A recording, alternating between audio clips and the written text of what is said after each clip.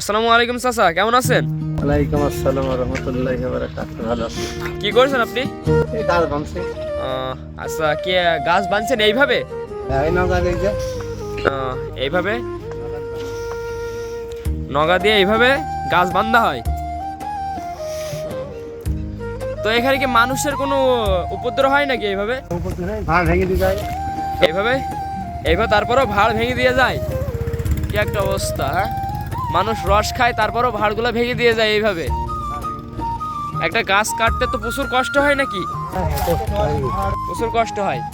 আর এই কষ্টের জিনিস যদি এইভাবে মানুষ নষ্ট করে তাহলে তো মনটা খারাপ হয়ে যায়। হ্যাঁ, আর দেখুন কি পরিমাণে কষ্ট করে কিন্তু তারা ভাড়গুলা সেট করতেছে। আর এই ভাড় যদি মানুষ রস খাওয়ার পরে যদি আবার ঠিকভাবে থুয়েও যাও তাহলে মনে একটা শান্তি লাগে, কিন্তু তারপরেও তারা এই ভাড়গুলা ভেঙে দিয়ে যায়। এখান থেকে কতটা কষ্ট একজন গাছই জানে যে গাছ কাটার কতটা কষ্ট হয়।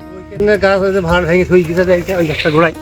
ওই দেখুন ভাই, দেখুন কিভাবে একটা মানুষ রস খাওয়ার পরে গাছের ভাড়গুলা ভেঙে নিচে থয়ে গেছে। তাহলে কতটা কষ্ট করে একটা গাছই রস তৈরি করে, আর সেই রসের ভাড়গুলা যদি এইভাবে ভেঙে থয়ে যাওয়া হয় তাহলে একটা গাছের মনে কতটা কষ্ট লাগে আপনারা একটু বিচার করে দেখুন।